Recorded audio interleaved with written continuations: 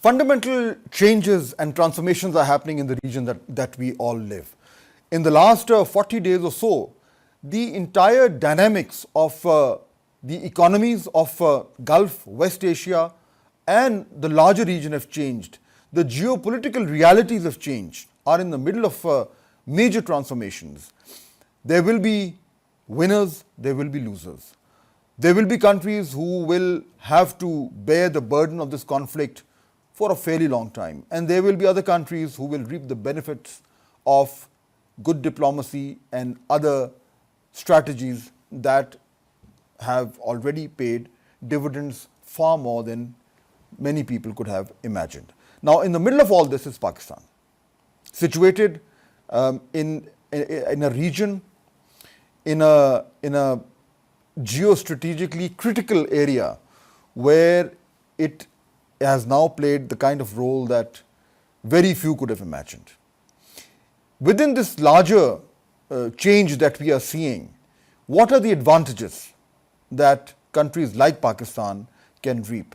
How can we recognize the actual nature of change and try and use them for our advantage, given the fact that we are already far ahead of the curve? We've read the situation far better than other countries, and we are in most ways the driver of where this entire conflict goes. So based on all of these very important and critical changes happening in real time in front of our eyes, let's analyze the situation from a Pakistani perspective. Joining me to discuss all this is Professor Adil Malik. He's a Globe Fellow in the Economies of the Muslim Societies in Oxford University, and he joins us from there. Dr. Adil Malik, welcome to the show.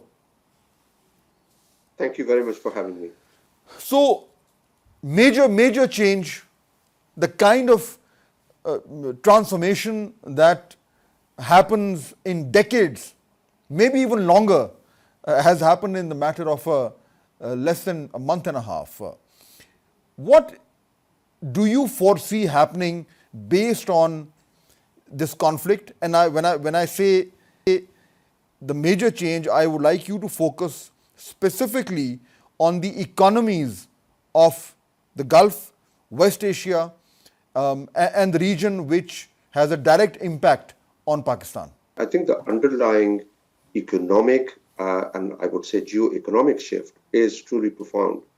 Obviously, people have discussed the impact on oil prices, and through that also on fertilizer prices, and therefore food security, access to oil is going to be an international issue. It's no longer an issue that is just restricted to this region. If you're in Manila, if you're in Latin America, you're affected in one way or another. But there are, I think, some fundamental shifts that will take place in the Gulf region. One thing that people haven't talked a great deal about, and I'm writing a little article on that, which is that practically speaking, the current conflict is actually proving to be a war against economic diversification in the Middle East. You had three different poles of economic diversification in the Middle East and North Africa. One was Dubai and UAE model of diversification. It was very much leveraging its position in the Gulf, its relationship with various states around. It demonstrated that while everything was burning around in the Middle East, money was being parked in the UAE. It provided stability. It was an important entrepot center.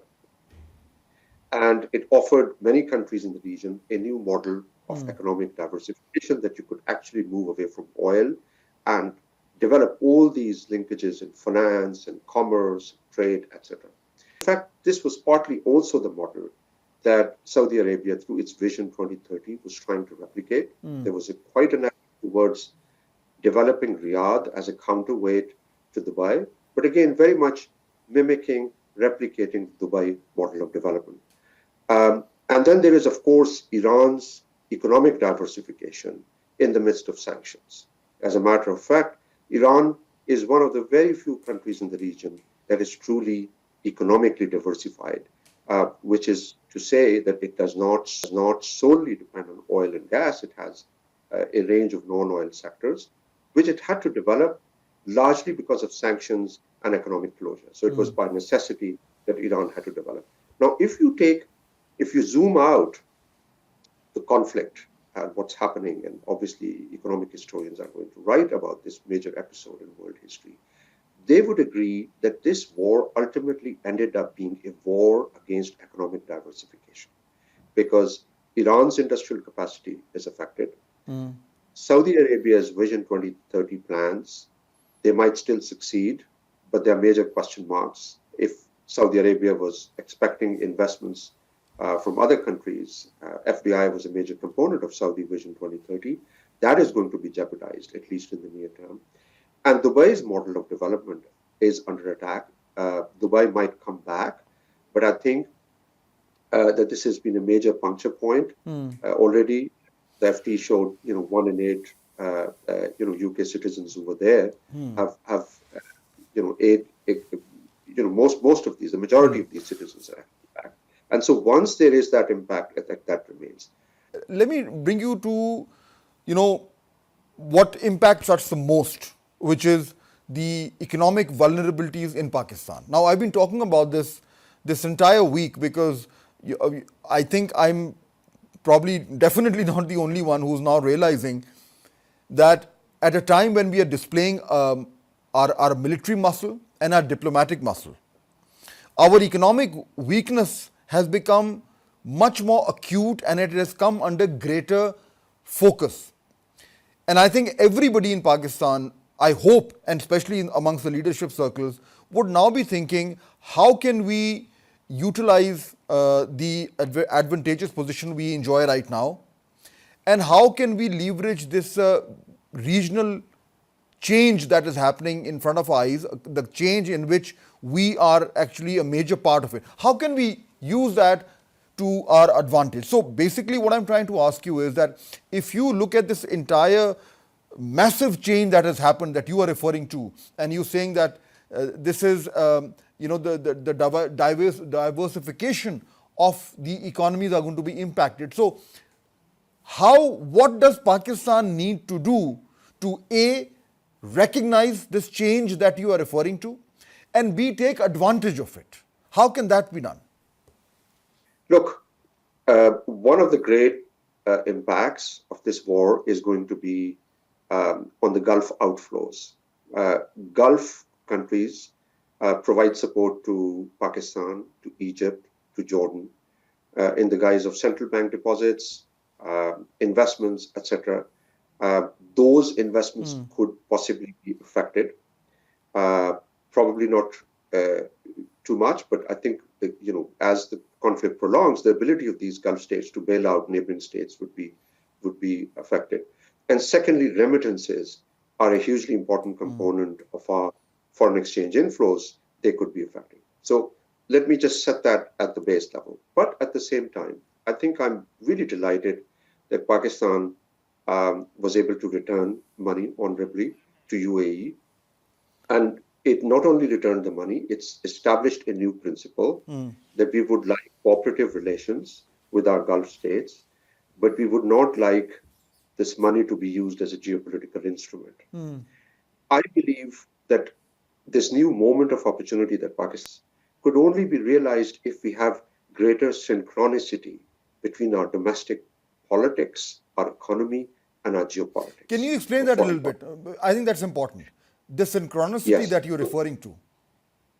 Yes. So I think the larger point I want to make is that Pakistan probably is one of the most pivotal states in West Asia. Right? I think of Pakistan as a transition zone. The north of Pakistan is where Central Asia meets South Asia. The south of Pakistan is where the Middle East meets South Asia. So the Russians have always described it as a kind of zipper state. It's a zipper between two different blocks, the Eurasian blocks. But I think the historical political economy of this region, the way the British governed it, was that they governed our part of the world as a frontier region. The problem with the frontier region is that they're more likely to become client states. They don't have individual agency, and they're dependent on outside support through geopolitical realms.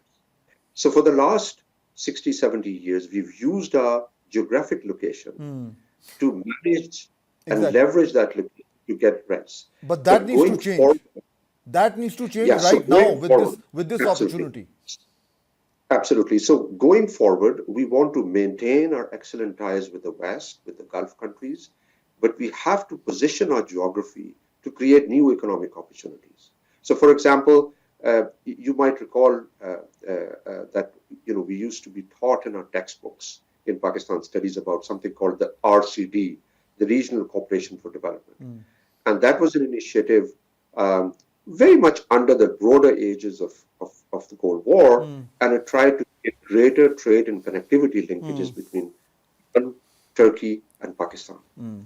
I think what we need to do is kind of revive some of these initiatives, leverage our position, in the region. Dr. Adil Malik, what I have been constantly arguing is that whenever such a crisis happens, then suddenly we realize that we need to undertake radical reform, that we need to introduce more austerity in our system, that we need to reduce our dependency on external factors. All of this happens when we are under pressure. And once that pressure eases off for one reason or the other, we go back to our old habits. And I completely agree with you that fundamentally our elites are used to a certain system in which they are so comfortable that there is no incentive for them to undertake the kind of reforms that Pakistan needs.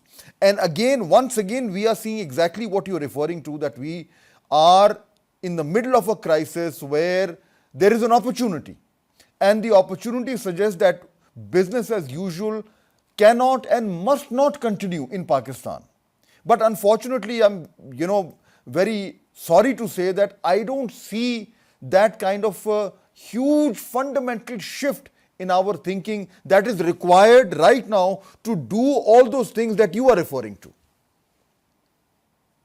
Indeed, I mean, you need two things for this. You need a new political settlement between various partners. I'm not just talking about parties, I'm talking about different members of the ruling coalition. Business is key part of it. Our business has mainly thrived under economic protection, heavily guarded by tariffs and non-tariff measures. We need a larger settlement where we convince different parts of the ruling coalition that, look, it will have a disruptive impact in the short term, but we need to craft a new path which will work for everyone. You see, what we need to realize, especially our strategic policymakers need to realize, that those who are sitting in big capitals in Washington, London, New York, etc., big institutions, the World Bank and IMF, ultimately, the larger system is controlling Pakistan by weaponizing its economy. They realize that every 3 years, the country has to turn back to the IMF for support. It has to turn back to the Gulf for support. And then there is another geopolitical instrument or geopolitical concession to be granted in return for releasing that money. That's how the international system controls us. So we need a long-term thinking. My worry is that some of our institutions which need to have that long-term thinking, right? We need to go beyond the electoral cycle. They're not thinking about these questions enough. I think we need a broader conversation amongst our strategic community to say, look, let's take a 10-year, 20-year horizon. It's the same way as China does, or Vietnam does, or some of the other states do. Totally agree with you. I think that's the kind of policy making that we need to do, because the opportunity at hand is not going to come again